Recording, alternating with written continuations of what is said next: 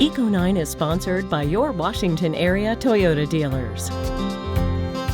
Well, tonight we're just 1 week away from Thanksgiving. That means this time next Thursday, many of you may be just sitting down, or maybe you're having a dessert. I hope we're eating by now, this time next week. Well, you know. Dinner's at 5. Next thing you know, it's 7:30. Still waiting. All right, but before you do, meteorologist Caitlin McGrath takes us into the kitchen for some ways to make sure your Thanksgiving is a bit more sustainable.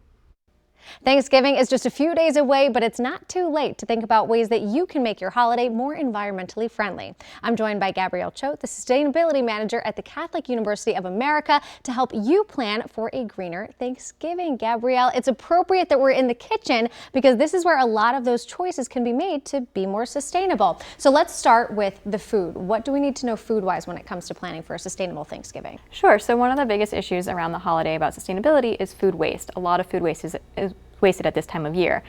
So we really want to start at the beginning. When you're planning your meal, what do you want on your table, and making a list for the ingredients that you need when you go grocery shopping. Also make sure you're communicating with your guests. A lot of guests want to bring things to contribute to the Thanksgiving meal.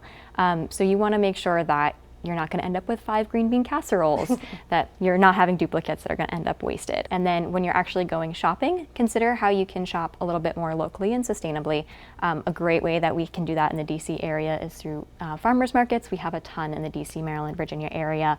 Farmers markets always offer fresh, local, in-season produce. So that's a great way to be a little bit more sustainable, and it also keeps our resources and our support in our communities at this time of year. And let's talk about this, the food. It looks delicious. What eco-friendly choices can we make when it comes to the food that we're serving?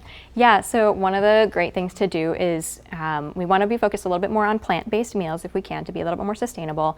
It's an easy way to have a healthier and more sustainable plate. And then when we are actually cooking, consider ways that you can use the entire vegetable. I personally hate peeling potatoes and carrots, so I just stopped doing that a few years ago, and the world did not end. The peels often have a lot more of your fiber and your nutrients, so it makes it healthier. It also saves you some time, and it prevents that food waste. Also think about things that you might normally throw in the bin.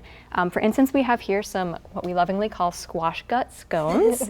My family eats a lot of squash, especially at Thanksgiving, but the challenge we had is we were always throwing away those insides. Kids also really like picking through those squash guts, so it's a great way to involve your family in conversations about sustainability and healthy eating this time of year. Yeah. And I wish folks at home could smell this. Smells delicious. What have we got here? Yeah, so another really important thing at Thanksgiving is using our leftovers wisely. We don't want any of the extra food just going to waste, rotting in your fridge or anything like that. So again, we took to the internet and found this amazing website called savethefood.com. It basically has all these types of recipes that go through how you can reuse your scraps and your leftovers in new creative ways. So yeah, think about ways that you can be a little bit more creative with your leftovers if you don't just want a Thanksgiving sandwich every day of the week, although I do enjoy that as well. Every single day for the week after Thanksgiving. Yes. But great advice there. And what about food that you yourself might not use as leftovers? What can we think about there? A good thing to do is compost. If you have compost in your area, a lot of the farmers markets in the DC area do accept compost. You can have it in your backyard composting if you have a compost pile. Gabrielle, thank you so much. For more information on how you can do your part to protect the environment while you plan your holiday, just visit WUSA9.com or our WUSA9 app. I'm meteorologist Caitlin McGrath, WUSA9.